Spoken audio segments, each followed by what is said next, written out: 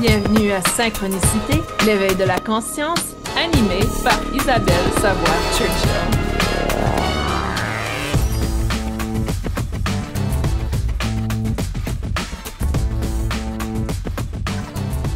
Bienvenue à ce 64e épisode de Synchronicité, l'éveil de la conscience. Je suis Isabelle Savoie-Churchill et c'est un grand plaisir pour moi aujourd'hui d'ouvrir la porte sur un sujet qui me vient souvent dans mon travail, celui de l'ouverture d'un chakra, surtout l'ouverture du troisième œil. La raison pourquoi j'apporte ce sujet, c'est que j'ai eu plusieurs gens dans les dernières semaines qui ont démontré un intérêt, si on veut, à ouvrir leur chakra du troisième œil. Et je crois qu'il y a une fausse compréhension autour de cette idée. Pour moi, chaque fois que les gens viennent vers moi et me disent « Mon troisième œil est bloqué, est-ce que tu peux l'ouvrir pour moi? » Premièrement, c'est pas à une autre personne d'ouvrir votre chakra. C'est à vous de faire votre travail. Et il n'y a pas de gens qui ouvrent le chakra des autres. Pour moi, ils vont créer un espace et vous, avec votre volonté, votre décision, vous allez le faire. Je crois que c'est hyper important de reconnaître qu'il ne faut jamais donner notre pouvoir aux autres dans cette thématique parce que vous allez avoir des problématique au fur et à mesure que vous évoluez, que vous êtes constamment en train de donner votre pouvoir aux autres. Donc ça, c'est l'une des choses qui est très importante, c'est que vous avez la capacité en vous. Oui, c'est bien d'aller chercher de l'accompagnement, c'est bien de demander de l'aide, mais ne pas utiliser ces gens comme votre sauveur. Ces gens vont créer un espace d'accompagnement et créer l'énergie ou l'espace, l'accès à l'énergie dans un espace spécifique et c'est à vous d'accéder à cette énergie. Donc la raison pour laquelle j'apporte ce sujet, c'est que je rencontre souvent, en général, je vous dirais que une personne sur trois que je rencontre a un troisième œil qui est hyper actif. Donc, quand les gens me disent mon troisième œil est bloqué, pour moi, c'est quelqu'un qui n'est pas du tout ouvert à l'énergétique. Donc, j'aurais pas une personne qui a un troisième œil bloqué qui vient pour une séance Reiki, par exemple. Donc, c'est souvent des gens qui ont pas du tout accès à leur capacité perceptive. Et aussi, ça va de même avec le chakra couronne. On va en parler un peu. En fait, commençons par le chakra couronne parce que je crois que c'est important de comprendre qu'est-ce que ça veut dire un chakra couronne qui est bloqué et comment ça peut avoir un impact justement sur notre troisième œil. Donc, le chakra couronne qui est bloqué, il va avoir vraiment cette fermeture de conscience supérieure. Donc, à ce moment-ci, on n'est pas ouvert à l'idée qu'il pourrait y avoir un Dieu à l'intérieur de nous, l'univers, la source, l'essence, peu importe comment vous voulez le nommer. Donc, il y a souvent cette coupure entre le soi, entre moi et ce qui est plus vaste de l'existence. On s'enferme complètement dans la matière. Ce sont des gens qui sont extrêmement ancrés dans la matière, dans la science, qui sont terre à terre, vous voyez, donc ils sont vraiment dans le concret. Et quand le chakra couronne est bloqué, qu'est-ce que ça crée? Et ça, on est en train de voir une épidémie de ça dans notre société. C'est ce vide existentiel, hein? Ce manque de sens dans la vie. On a l'impression que c'est des âmes qui errent, hein, qu'il n'y a pas de direction profonde. C'est des gens qui sont souvent très cyniques, sceptiques, rigides, vraiment dans le mental très rationnel dominant. Et ce genre d'attitude va attirer au niveau physique une profonde lourdeur. C'est comme s'ils sont constamment fatigués. Il y a une lourdeur mentale qui est inexpliquée et une difficulté à vraiment faire confiance à la vie. Et vraiment, je pense que c'est cet aspect de isolement, si on veut. Et ça peut, il y a plusieurs sources, origines, ça peut être de vies antérieures, ça peut être qu'ils ont eu des blessures liées à la religion, qu'ils ont eu des problématiques avec l'autorité spirituelle. Donc vraiment, pour moi, spiritualité et religion ne veut pas dire la même chose. Spiritualité, c'est la connexion profonde avec soi, avec son essence, alors que religion, ça ne veut pas dire qu'on est spirituel si on fait partie d'une religion. Donc, il y a différentes choses aussi, peut-être la personne a eu un choc de vie assez important. Peut-être qu'ils ont perdu une personne proche, hein, une perte, une trahison, une injustice, qui fait qu'ils se détachent complètement à l'idée qu'il y a cette source, cet univers, cette essence. Pourquoi il y aurait un Dieu aussi méchant? Vous voyez, il y a des gens qui vont être vraiment dans cette frustration. Un rejet du sacré, dans le fond. On rejette complètement le sacré. Donc, c'est des gens aussi peut-être qui ont eu une éducation matérialiste, rationnelle, où justement la spiritualité est ignorée complètement, elle est absente, ou même encore pire, ridiculisée. Vous le savez, dans mon domaine, je travaille dans l'énergétique, j'ai constamment des gens qui vont me ridiculiser par le travail que je fais. Mais pour moi, ça me touche pas vraiment parce que je me dis c'est leur perte. Moi, je suis heureuse, je suis bien, je n'ai pas le besoin de juger et critiquer les gens. Donc, en fait, je me sens beaucoup mieux que ces personnes qui ont fait cette coupure, ce rejet de cette spiritualité. Donc, c'est très difficile d'accompagner quelqu'un qui a cette fermeture au niveau du chakra couronne. Pour moi, il y a un travail de guérison qui doit se faire autour du pardon, autour de cette relation avec l'essence, le divin. On peut les ramener à la respiration, donc reconnecter tranquillement à la respiration. Ce sont des gens peut-être qui vont faire des parcours en thérapie, en psychothérapie, qui va avoir un accompagnement un peu plus psychologique. Donc, des fois, la porte d'entrée dans cette connexion est au travers du corps physique, soit la respiration, le yoga, méditation, pleine conscience ou même au niveau mental, dans le pardon, au niveau de la psychologie. Donc, c'est pas facile et dans le fond, il faut que ça vienne de la personne. On peut pas forcer une autre personne à ouvrir son chakra couronne ou activer. Ensuite, on a l'hyperactivité. Ça, c'est important. Dans chaque chakra, on a une hyperactivité et une sous-activité. Donc, pour moi, j'ai souvent affaire à des gens qui ont un chakra couronne hyperactif. Qu'est-ce que ça veut dire? Ça veut dire que l'énergie monte excessivement vers le haut. Et c'est vraiment au détriment de l'ancrage du corps physique, l'ancrage des besoins fondamentaux de la personne. Souvent, c'est des gens qui cherchent à s'évader dans le spirituel pour éviter leur vie physique. Ils refusent leur incarnation physique. Ils ont une déconnexion vraiment de la réalité concrète. On a l'impression qu'ils sont dans les étoiles, n'est-ce pas? Et ça, on le voit souvent chez les artistes.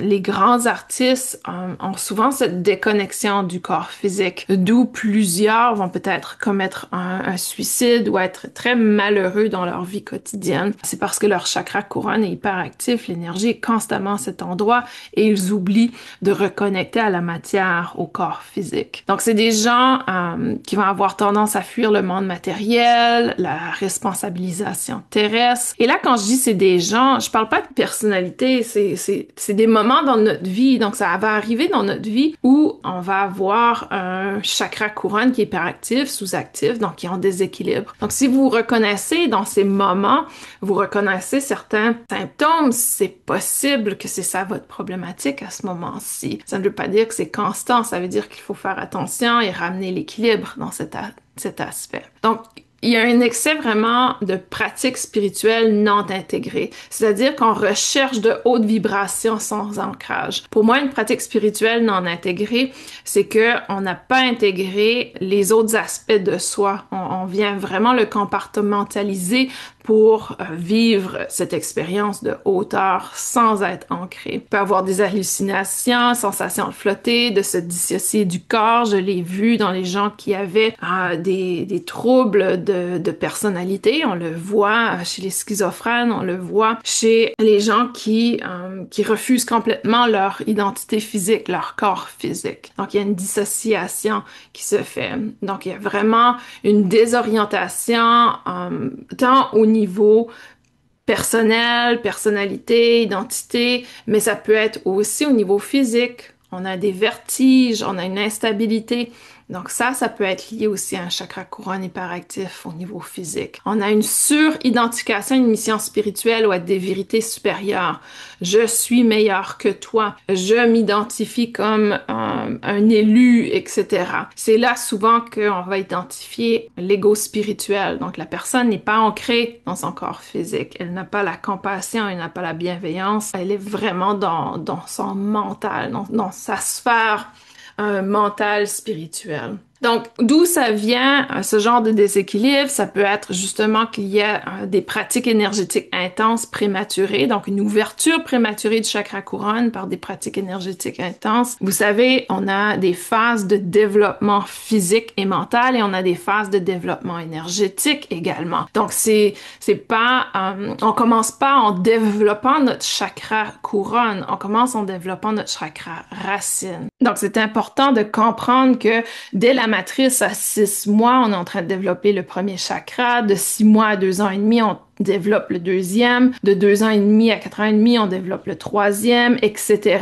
Donc, si c'est quelque chose qui vous intéresse, j'ai une formation sur les chakras avec Univers Soi, je vous invite à aller voir. Mais tout ça pour dire que le septième chakra se développe pas du jour au lendemain. Il faut qu'on développe une base. Il fait partie de nous, il est à l'intérieur, mais il n'est pas activé à son plein potentiel. Et c'est seulement entre 14 et 21 ans qu'on l'active à son plein potentiel. Donc, à ce moment-là, est-ce qu'il est développé naturellement? Et ce qui est fascinant des chakras, c'est qu'on va faire une autre phase par la suite. Donc, on va aller passer par une autre série de développements qui va se continuer. Donc, de 14 à 15 ans, on va refaire un développement et ensuite, il y a des phases aussi au niveau développemental plus large. Donc, je crois que c'est hyper important de comprendre que nos chakras ont des phases de développement et à certains moments, on va essayer de trop mettre l'emphase sur ce chakra pour pouvoir vivre des expériences supérieures qui est perçue. Et ces pratiques énergétiques intenses nous désancrent complètement de notre corps physique. Il y a aussi des gens qui vont développer cette suractivation de leur chakra couronne parce qu'il y a un besoin conscient de fuir la souffrance du monde terrestre. Donc, ils ont besoin de s'évader. Ou ça peut être autour de la crise spirituelle qui est non accompagnée, le Dark Night of the Soul, donc la nuit sombre de l'âme. Et ça peut aussi déclencher ce déséquilibre au niveau du chakra couronne. Donc, comment on rééquilibre? Mais c'est toujours de revenir dans le corps. Donc, parce qu'on est trop dans la tête, on doit revenir dans le corps. Le yoga est génial pour ça. Il peut combiner cet aspect spirituel tout en apportant le travail physique. Il peut avoir le toucher conscient, la pleine conscience, l'alimentation qui nous ancre. Donc, il y a plein de méthodes quotidiennes qui peuvent nous aider à nous reconnecter à la matière. On peut pratiquer le silence intérieur sans nécessairement chercher une révélation, vous voyez, juste être là en utilisant ses sens. Une méthode de pleine conscience que j'adore, c'est juste de s'asseoir et de faire un bilan au travers de tous nos sens physiques. Et évidemment, travailler sur le chakra racine, le chakra sacré, pour vraiment créer une base qui est stable. Donc, on revient travailler. Ouais, à ce moment-là, on parle du chakra qui est super actif. Et il y a le chakra couronne qui peut être aussi sous-actif. Donc, il n'est pas fermé, mais il n'est pas hyper ouvert ou activé. Et ça arrive lorsque on a certaines crises. On a peut-être un manque de reliance avec quelque chose ou une sécheresse que j'appelle une sécheresse intérieure spirituelle, des moments où les gens disent « Ah, je suis pas connecté à mes guides, je les entends pas, etc. » Donc, on a une difficulté à se relier au sacré. On a peut-être l'envie de se relier. On a envie de se connecter, mais ça fonctionne pas. Donc, notre pratique spirituelle semble être mécanique. Elle ne nous nourrit pas. On a la sensation qu'il y a quelque chose qui manque sans vraiment savoir c'est quoi. Et évidemment, il y a ce doute constant qui s'installe, des ressentis ou des intuitions spirituelles. On se dit, OK, est-ce que c'est mon intuition? Est-ce que c'est mon imagination? Blablabla. Donc, quand il y a ces doutes qui s'installent, pour moi, c'est un signe que, OK, leur chakra couronne est sous-actif. Il y a vraiment un manque d'émerveillement, un manque d'élévation intérieure qui existe. Et ça se présente souvent quand les gens ont trop de stress, il y a un rythme de vie qui est trop rapide, ils empêchent cette introspection, ce recul de ralentir. Donc quand vous allez trop vite, vous avez pas le temps d'être en connexion avec le chakra couronne. Il y a aussi un éloignement temporaire du cœur ou une surcharge émotionnelle, donc ça peut arriver justement quand on a des pertes, quand on a des chocs qui est émotionnel. Mais aussi ça peut passé de blocage spirituel qui est encore en cours de résolution. Donc, il y a peut-être des choses que vous êtes en train de guérir à l'intérieur de vous et de ce fait, ça cause cette déconnexion. Pour moi, souvent, quand j'ai ces pauses, ces moments de chakra sous-actif, chakra couronne sous-actif, c'est souvent des périodes où les guides m'invitent à prendre du recul et observer qu'est-ce qui se passe et mettre en pratique des méthodes de guérison personnelle. Donc, je crois que c'est vraiment une invitation à ralentir, dans le fond. Et comment on peut régler cette problématique? Pour moi, la gratitude est la méthode que j'utilise. Et justement, je voulais vous en parler. Dans le descriptif, vous allez voir que je commence un programme de 21 jours qui est Activer l'abondance au travers de la gratitude. Si ça vous intéresse, c'est en descriptif. On commence le 20 juin 2025 en groupe, mais si vous êtes à l'écoute et qu'on est en 2026-2027, le défi est quand même accessible. Vous pourrez le faire à votre propre rythme. Vous avez simplement à aller sur monuniversoi.com. C'est vraiment de se reconnecter à la gratitude profonde, que ce soit maintenir un journal, de contempler, de prendre du temps pour reconnaître ce qui est dans votre présent, pour honorer ce qui est les petites choses simples de votre vie. Et justement, vous pouvez utiliser des outils comme des prières, vous pouvez allumer de l'encens, une bougie, ralentir le rythme au travers de certains outils. Et je vous invite à vous ouvrir vraiment à la beauté de l'expression divine, que ce soit la nature, que ce soit ce qui vous entoure. Émerveillez-vous avec ce qui est là, ce qui est présent, ce qui existe. Et bien sûr, vous pouvez lire, écouter des enseignements qui inspirent votre âme, qui vont éveiller des choses à l'intérieur de vous. Mais ici, c'est de rapporter une connexion tranquillement avec le ralentissement dans la vie. Donc, c'est important de comprendre que s'il y a vraiment cette différence dans le chakra. Le chakra couronne, il s'ouvre pas par la force, mais vraiment par la douceur, la confiance, la conscience. Il est vraiment là pour s'ouvrir, c'est la fleur, n'est-ce pas? Si vous pensez à la fleur va pas apparaître de nulle part. Il faut qu'une graine soit plantée, il faut qu'il y ait une patience, il faut qu'il y ait une croissance, il faut qu'il y ait une connexion avec le soleil. Donc, avant que la fleur s'ouvre, il y a plein de choses qui doivent se mettre en place. Donc, le chakra couronne, il fleurit lorsque notre cœur est pur, le corps est ancré, notre âme est en paix, donc nos émotions sont en paix. Il est vraiment le reflet de notre capacité à nous laisser traverser par la lumière, sans ego, sans attendre, juste en étant présent. Et ça, c'est hyper important, cette présence. On y manque souvent. On y manque très, très souvent. Donc, je vous ramène maintenant...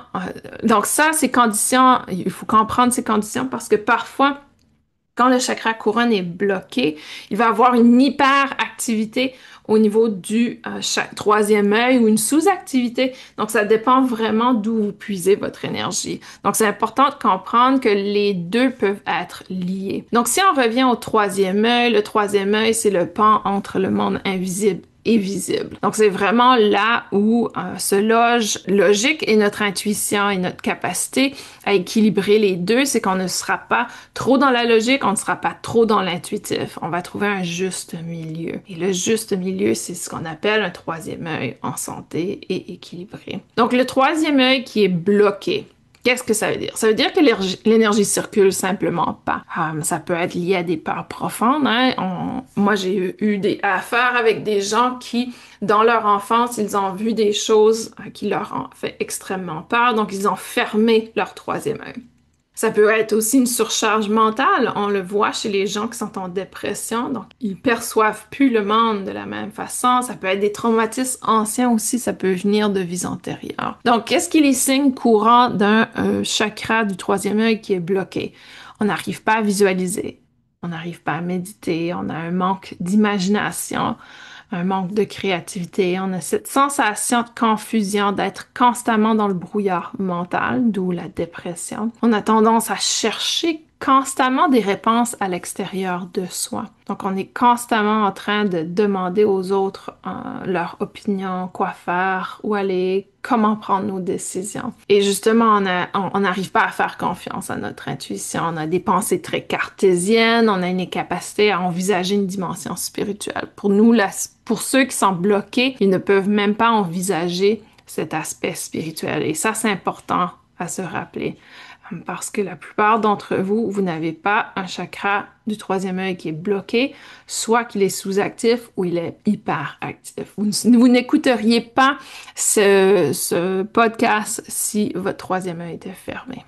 Possible douleur au niveau du front, des migraines, fatigue oculaire sont la forme physique, si on veut, de la manifestation du chakra du troisième œil qui est bloqué. Donc, ça peut avoir différentes sources. Ça peut venir d'une éducation très rationnelle, une fermeture à la spiritualité, la peur de voir ou de savoir. Il y a des gens qui ont vraiment cette peur inconsciente de savoir. Ça peut être un blocage qui est dû à un excès de contrôle mental ou émotionnel. Les gens qui sont hyper rationnels, disciplinés vont avoir cette déconnexion à l'intuitif. Comment on équilibre? Encore une fois, c'est difficile, comme le chakra couronne, s'ils sont pas ouverts. On peut pas vraiment forcer cette ouverture ou cette activation. Donc, on peut pratiquer des visualisations, mais justement, c'est pas nécessairement des gens qui vont être ouverts à l'imagination. On peut les inviter à reconnecter à leur imaginaire, mais là aussi, et il y a vraiment une invitation dans ce cas-ci à réduire la consommation d'informations mentales, c'est-à-dire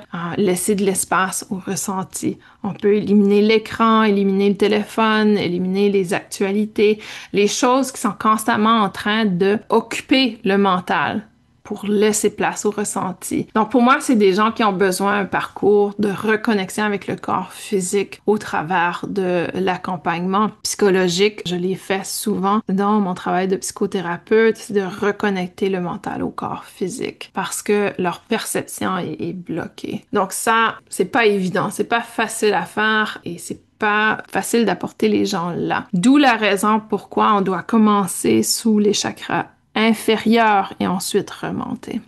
Un troisième œil qui est hyper actif, c'est qu'il y a trop d'énergie. Et comme je l'ai indiqué, une personne sur trois qui vient me voir, c'est ça leur problématique.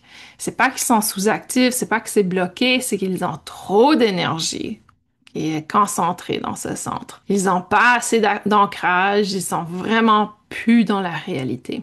Donc, qu'est-ce que ça veut dire? Ça veut dire que c'est quelqu'un qui est extrêmement sensible aux émotions des autres, aux énergies des autres. On est très réactif, on peut être très émotionnel, on se comprend pas, on n'arrive pas à être dans le grand public. Ce qu'on appelle l'empathe, souvent, c'est pas qu'il est empathe, c'est qu'il y a un troisième œil hyper actif. Donc, il faut apprendre à gérer cette hyperactivité. C'est les gens qui ont des hallucinations dans le sens où ils ont l'impression de voir trop de choses à la fois, il y a trop de choses qui se passent, ils sont surstimulés au niveau perception. Et on a de la difficulté à distinguer vraiment qu'est-ce qui est réel, imaginaire, est-ce que c'est des projections. Donc, ça peut avoir un lien également avec la schizophrénie en termes de maladie mentale qui peut être déclenchée par un troisième œil hyperactif. Ça peut être un esprit hyperactif, les gens qui jugent trop, qui pensent trop, qui ont des visions intenses, des rêves chaotiques, des choses qui les envahissent. Ça peut être une perte de contact avec la réalité, donc cette tendance à décoller ou à vivre dans un autre monde complètement. Trouble du sommeil, insomnie, c'est lié à un mental qui est trop stimulé. Il y a vraiment une grande différence ici, soit que vous êtes trop impacté par votre environnement extérieur ou intérieur. Donc, c'est vraiment les deux. Et c'est pour ça que c'est difficile pour les gens de réaliser que c'est, dans le fond, que c'est pas que ton troisième œil est pas ouvert, c'est qu'il est hyper actif. Il est trop ouvert. Il est vraiment dans l'accueil de toute l'information. Et vous n'arrivez pas à focusser, à canaliser. Et vraiment, ça peut venir de différentes choses. Pour moi, dans mon domaine, ça vient d'une ouverture énergétique non maîtrisée. Donc, des gens qui ont décidé de pratiquer le spirituel sans enseignement, qui ont décidé de commencer à écouter des vidéos. Et c'est pour ça que vous avez un accompagnement. C'est pour ça que j'ai développé l'école Univers Soi. Je remarque que les gens sont hyper intéressés. mais ils sont pas bien accompagnés et il y a ce manque de connaissances. Et là, tout d'un coup, au lieu d'améliorer votre vie, ça vient de pire en pire. Et c'est hyper important d'en prendre conscience et d'essayer d'éviter cette ouverture énergétique non maîtrisée.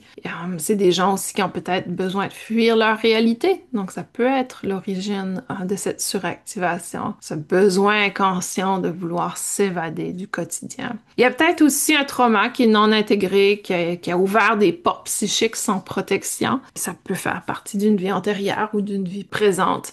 Mais je vous dirais qu'en général, la plupart des gens, c'est parce qu'ils ont fait une ouverture énergétique non maîtrisée. Ils sont allés travailler sur leur intuition avant de travailler sur leur ancrage. Donc, pour rééquilibrer, ben, l'ancrage, bien sûr, n'est-ce pas? Donc, d'apporter ce travail sur le chakra racine, de vraiment développer les chakras sous tout ce qui est sous le troisième œil. Donc, tous les chakras, dans le fond, sont à développer, sauf le chakra du troisième œil et de la couronne. Alors que dans le domaine énergétique, les gens vont aller travailler sur le chakra couronne et le chakra du troisième œil. Ils oublient complètement les autres aspects de soi. Pratiquer des activités physiques va vous aider. Pour moi, c'est quelque chose, chaque matin, je fais une activité physique, que ce soit d'aller marcher mon chien, que ce soit d'aller au gym. Donc, j'ai une pratique physique très présente. Pourquoi? Parce que ma journée au complète se fait dans l'intuitif, dans le spirituel. Donc, je dois avoir en place des activités physiques au quotidien et dans la journée également. Alors, que ce soit de la danse, de la marche consciente, du yoga, peu importe, mais on a besoin de cet ancrage. J'ai aussi des pierres d'ancrage autour de moi qui me permettent justement de maintenir cette fréquence dans mon environnement. Mais vraiment, il faut structurer les journées pour poser des intentions claires, limiter notre pratique énergétique intense, c'est essentiel quand on est dans cette hyperactivation. Et ensuite, il y a le troisième œil sous-actif, que je vous dirais que je vois quand même assez rarement, mais ça arrive.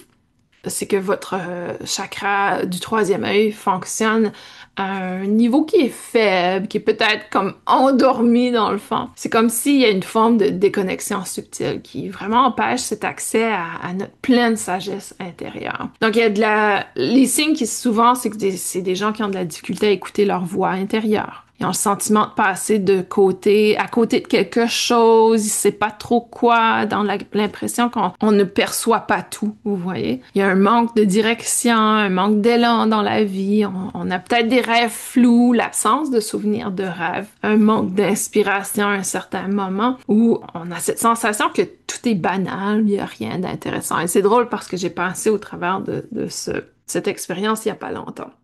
Et encore une fois, pour revenir sur cette idée que nos chakras sont en constant mouvement, donc c'est normal d'avoir des moments de sous-activation, hyperactivation. L'important, c'est d'essayer de retrouver l'équilibre. Souvent, le troisième œil sous-actif, c'est quand on est dans un mode automatique, qu'on prend pas le temps de prendre de recul ou de perspective. Vous voyez, c'est le centre énergétique de perception, que ce soit la perception physique énergétique ou mentale ou subtile, si on veut, dans l'énergétique. Donc, prendre du recul, regarder, encore une fois, l'aspect de gratitude peut aider, d'introspection, d'avoir un journal.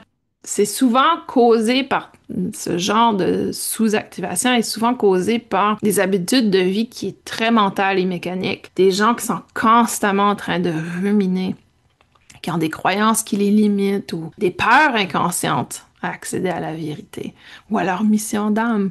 Donc, c'est là que ça se mêle un peu parce que les gens se disent « Ah, je crois que mon chakra est bloqué parce que je ressens trop. » Non, ton chakra est pas bloqué. Quand tu ressens trop, c'est que tu es peut-être trop dans le mental. Tu es peut-être trop dans l'ouverture, pas dans le mental, mais dans l'ouverture. Tu accueilles tout. Alors que quand tu es dans le chakra bloqué, c'est pas que tu accueilles tout, c'est que tu es submergé par ton mental. Tu as trop de jugements, trop d'informations, donc tout est automatique. Donc, il y a une légère différence entre les deux et c'est important de reconnaître Donc, faites attention à ne pas aller justement faire une méditation pour ouvrir le troisième œil. Peut-être que c'est ça votre problématique, peut-être qu'il est hyperactif. Et pour revenir, donc le bloquer, il y a cette confusion, ces rationalités excessives, manque d'intuition. Vous n'écoutez pas mon podcast.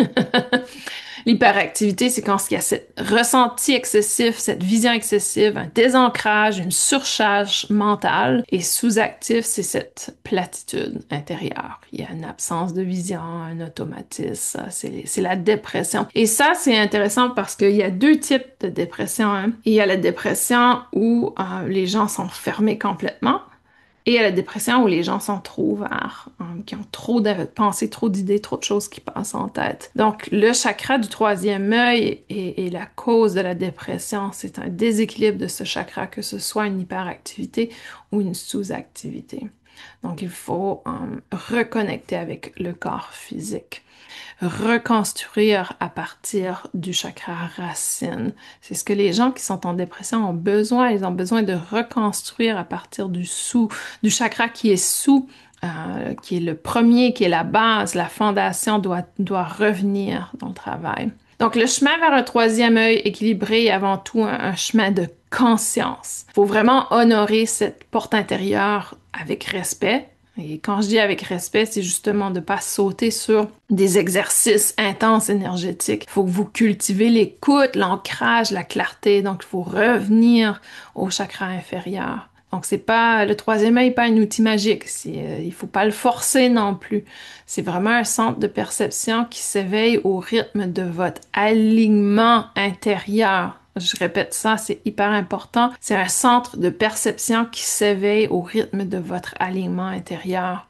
Et cet alignement intérieur commence par le chakra racine.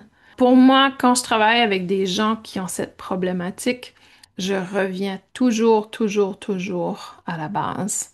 C'est vraiment là qu'on doit reconstruire et remonter tranquillement. Donc, j'espère que ça vous éclaire sur ces chakras. C'est important de reconnaître le développement des chakras, de leur évolution et de travailler. C'est pas pour rien que je parle constamment d'ancrage dans mes enseignements. C'est parce que on n'a pas besoin plus d'énergie au niveau du chakra du troisième œil et du chakra couronne. En général, on y met toute notre énergie. Nous sommes des gens très mentaux qui analysent tout, qui est constamment dans notre mental. Notre pratique ne doit pas être plus de visualisation, plus de méditation. Notre pratique doit être plus de prise de conscience, de respiration consciente, d'ancrer dans le corps physique. C'est ça qui devrait être notre pratique quotidienne, parce qu'on est constamment dans le mental. Est-ce que je fais de la méditation? Oui, j'en fais, mais pas autant que je vais au gym.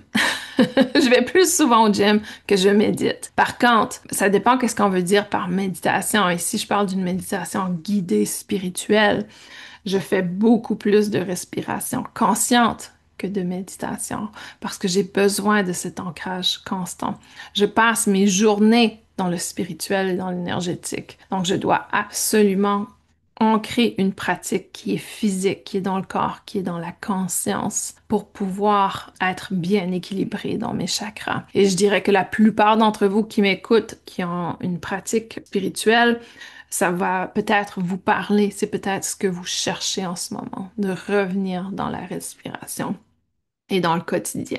Cela dit, je vous invite fortement à vous joindre à mon programme de 21 jours si ça vous intéresse. Je place les informations dans le descriptif. Et aussi, si vous êtes nouveau à cette chaîne, j'ai fondé une école Univers Soi, une école de transformation intérieure qui a différents outils holistiques. Par exemple, il y a une formation sur la communication avec les anges, il y a une formation Reiki, il y a des formations sur un programme de reconnexion avec votre enfant intérieur, programme sur les chakras, etc. Donc, j'ai des tonnes de formations qui sont sur différents sujets, différents aspects.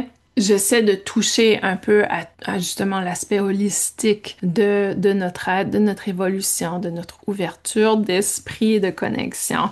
Parce que pour moi, c'est essentiel. Dans mes enseignements Reiki, j'ai eu la chance de rencontrer des gens absolument magnifiques qui ont décidé de transitionner sous ma lignée Reiki et qui me disaient que dans leur première formation Reiki, l'enseignant parlait même pas d'ancrage. Donc, pour moi, ça, c'est immanquable. Ça va faire un praticien qui est instable, qui n'est pas équilibré et qui va rencontrer plusieurs problématiques dans sa pratique. Donc, je vous invite fortement à vous éduquer, à en apprendre davantage sur le sujet. Si vous êtes attiré à travailler avec moi, n'hésitez pas à m'envoyer un courriel aussi. Ça me fait toujours plaisir de parler, de discuter. Je suis une personne qui est là pour accompagner. Je suis très ouverte. C'est drôle parce que j'ai fait un podcast en anglais avec mon maître enseignant Reiki.